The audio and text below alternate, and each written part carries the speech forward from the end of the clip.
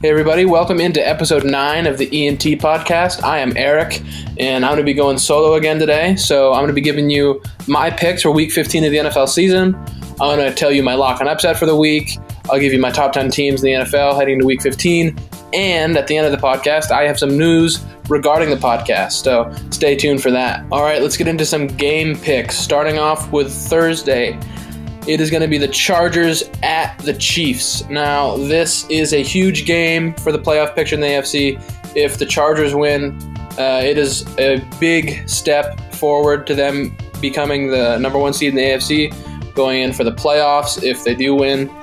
And if the Chiefs win, it is further locking in them as the one seed in the AFC. Now, this is the only 10-win teams left in the AFC. In the last meeting between these two teams, the Chiefs did beat the Chargers 30-13 towards the beginning of the season. Now, a big debut for the Chiefs this game is going to be Eric Berry, an absolute difference maker at safety for them on defense. And, because they're going to be having this player come back in, I'm sure they're going to want to play well on his first game back. They're going to have a lot of momentum, especially coming off that tough overtime win versus the Ravens. So I'm going to pick the Chiefs here. This is no slight against the Chargers. They're a very good team. I just think the Chiefs are better. They're at home. It is a Thursday night game, so it's a short week. The home team usually has an advantage in those two, and seeing it as the Chiefs versus the Chargers, the Chiefs usually do have the Chargers number, so I'm going to go with the Chiefs here.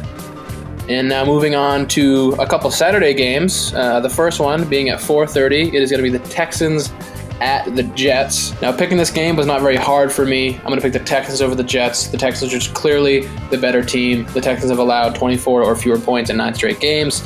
That streak's going to continue against the Jets, is my prediction, with a Texans W. Now, moving on to the next game and the last game on Saturday is going to be the Browns at the Broncos.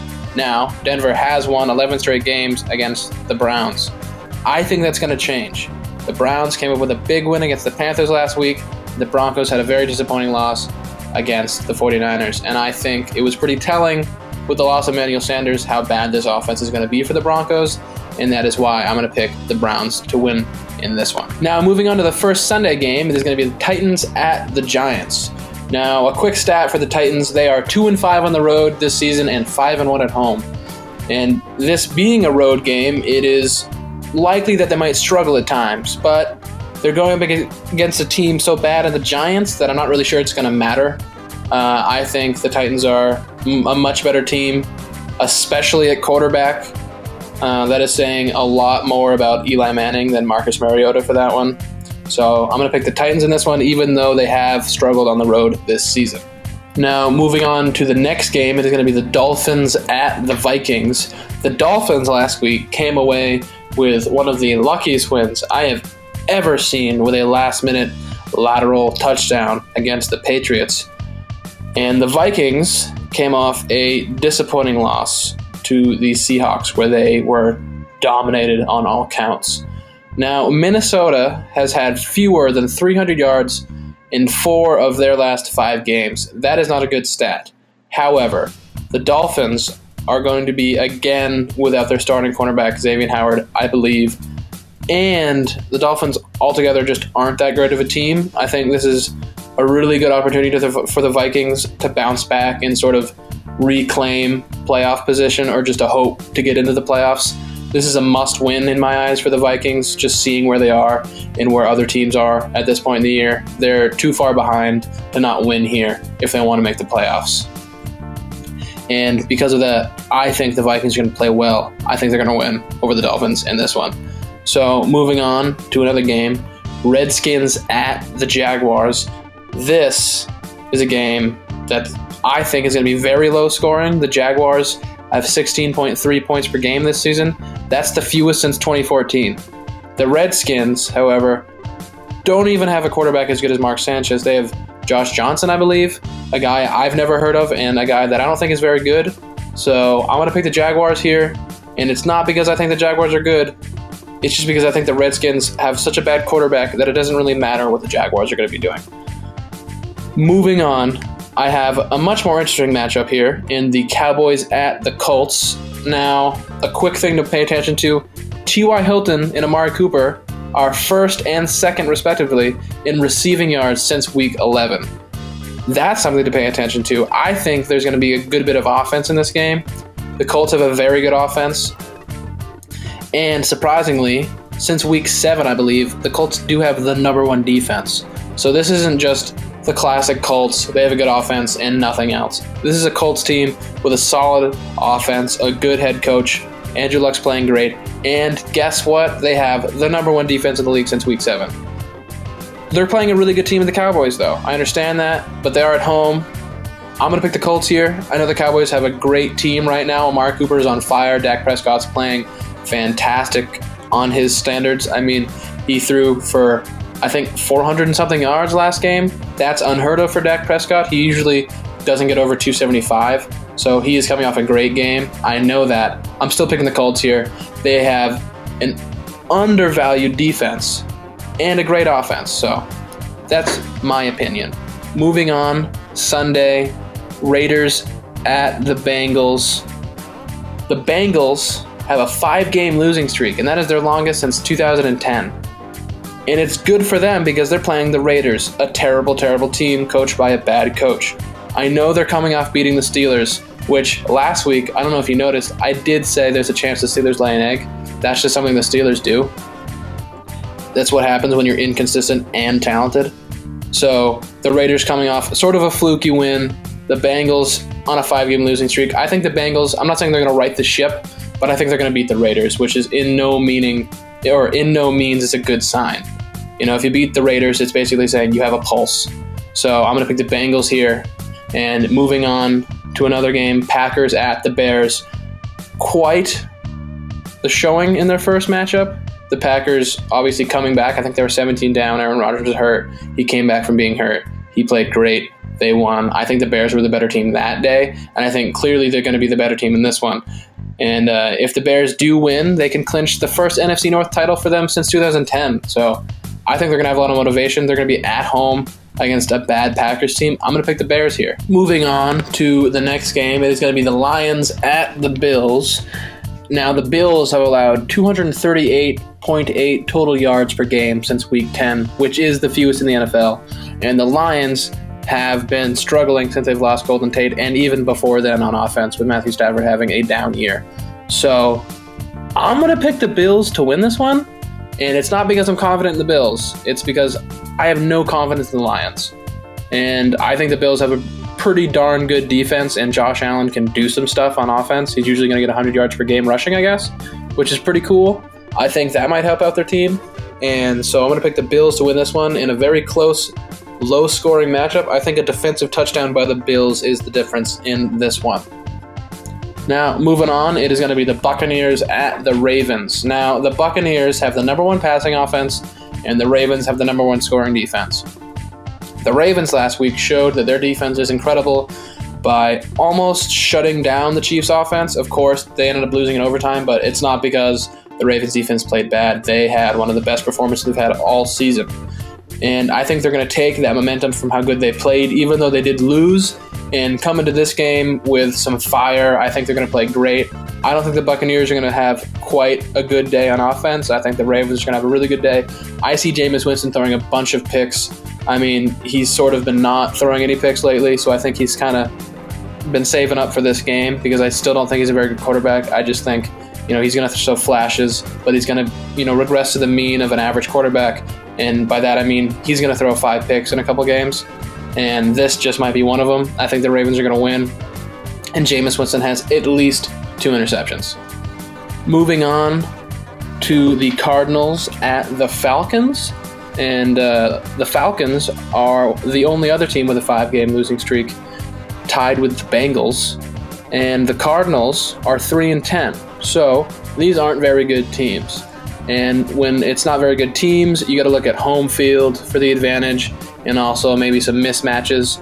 So looking at that, the Falcons are at home, and I think the Falcons are going to win. And it's not because they're good. It's because the Cardinals have maybe the worst offensive line in the league. I mean, Josh Rosen is under assault at all times, under fire, at all times. and so I'm going to pick the Falcons to win here. I think their defense actually has maybe a big game in this one, sack-wise. I think they might concede some points, but I think, getting some sacks, getting pressure on their quarterback, it's going to help them, and the Falcons are going to get a win. Now, moving on to the next game, we have the Seahawks at the 49ers. Now, this is going to look pretty good for Russell Wilson, and that is because he has 11 wins versus the 49ers, which is more wins than he has against any other team. And the 49ers don't even have a quarterback right now. So Russell Wilson must be licking his chops looking at this game. I know they're away, and I know Russell Wilson maybe didn't have the greatest game last week. He threw one of the weirdest interceptions I've ever seen. So I think he's going to look to bounce back against a terrible defense of the 49ers, and the Seahawks defense is going to continue to perform against a very bad offense, and I see a very one-sided affair here with a Seahawks win. Moving on to the Patriots versus the Steelers, probably the game of the week. Now, the Steelers are 3-11 versus the Patriots since 2001, including the playoffs, so, the past has told us that this is going to be a pretty one-sided game, but, this year's a different year. The Patriots don't look as good. Their defense is terrible, and their offense struggles at times when they can't run the ball. So the Steelers do have a pretty good shot. The Steelers are very good at getting after the quarterback. They sack the quarterbacks a lot. They're one of the best teams in the league at getting after the quarterback.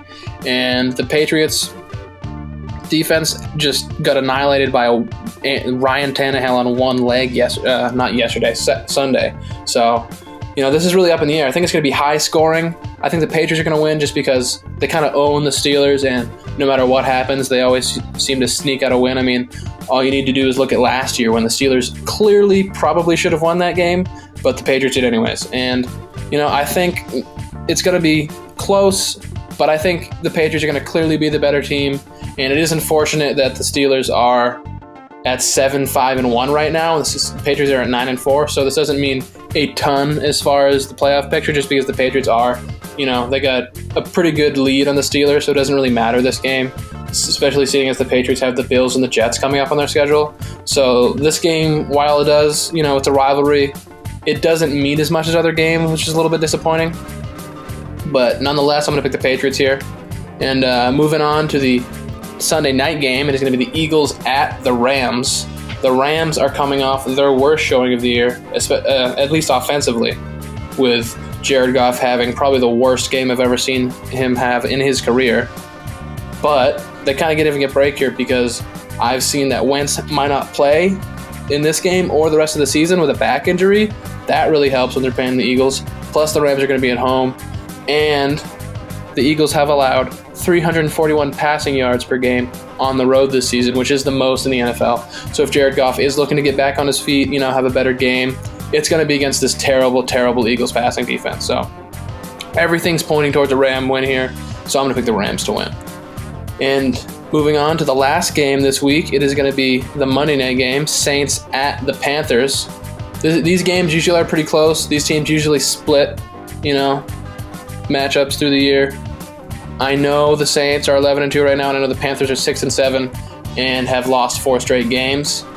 But in all of those games they lost, it was by 7 or fewer points, so they were in all of those games. So I'm not saying the Panthers shouldn't be, looked at as an underdog in this game. I think they should be, but the Panthers haven't lost by a lot. It just shows that they can't really finish, which is really, really important in the NFL. So I'm going to pick the Saints to win here. But I think it's going to be close, and I think that, again, the Panthers might even be leading into the fourth quarter. I just don't think that team can finish. When you lose 4 games by that small of a margin, I think it maybe, puts a mindset in the team like, what's going on? Nothing we do is working. Maybe they just don't think they can come up with a win no matter what, especially after 4 straight losses. So I'm going to pick the Saints here. I don't think the Panthers are going to get a big win. I just think the Panthers season is kind of over, especially if they lose this game. They're going to go to 6-8. I don't see an 8-8 team making the playoffs. It's going to be hard for a 9-7 team to make the playoffs. So I think the Panthers are out, especially when they lose this game to the Saints.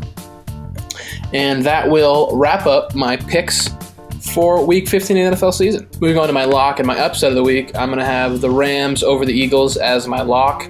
As I said before, Wentz might not play for the rest of the season for the Eagles, and they allow 341 yards per game passing on the road, which is the most in the NFL.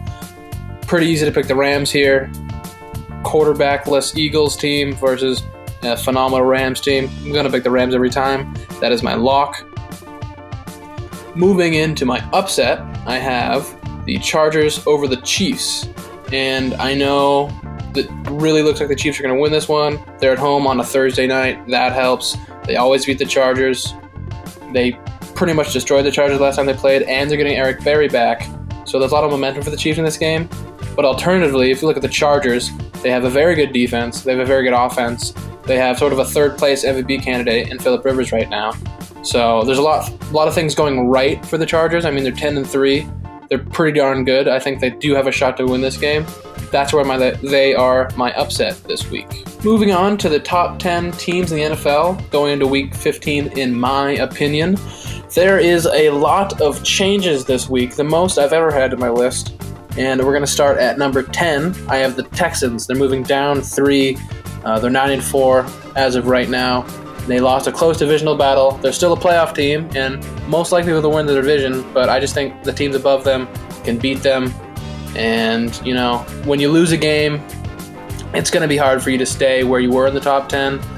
They didn't fall out, of course. They're still a really good team. They lost. They can't not move, Moving on to number 9, I have the team that beat the Texans, the Colts, at 7-6. Their offense is great, and their defense has been the best in the league since Week 7. So, you can't really say a lot wrong with the Colts. I don't really understand how their defense is so good. They have Darius Leonard, and that's about it. But, it's working for them. They've been playing great, and that's why the Colts are at number 9 for me. And at 8, I have the 8-5 Seattle Seahawks, moving up 2 from last week, from the 10th position.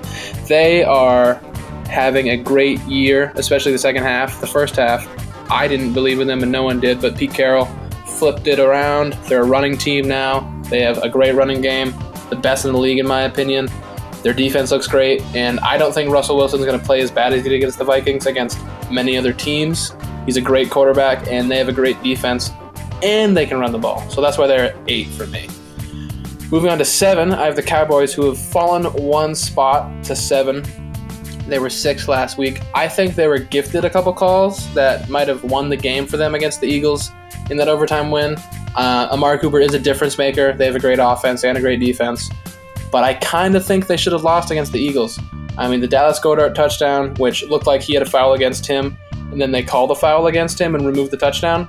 That's kind of iffy, to say the least. So I think the Cowboys sort of escaped with one. They're going to move down 1 spot to 7 this week. And picking it up at 6, I have another team that fell 1 spot from last week. It's the Patriots. They did everything but beat the Dolphins last week. I'm not going to penalize them too much by moving them down from 5 to anything lower than 6. I think Gronk looked great, of course, except the last play.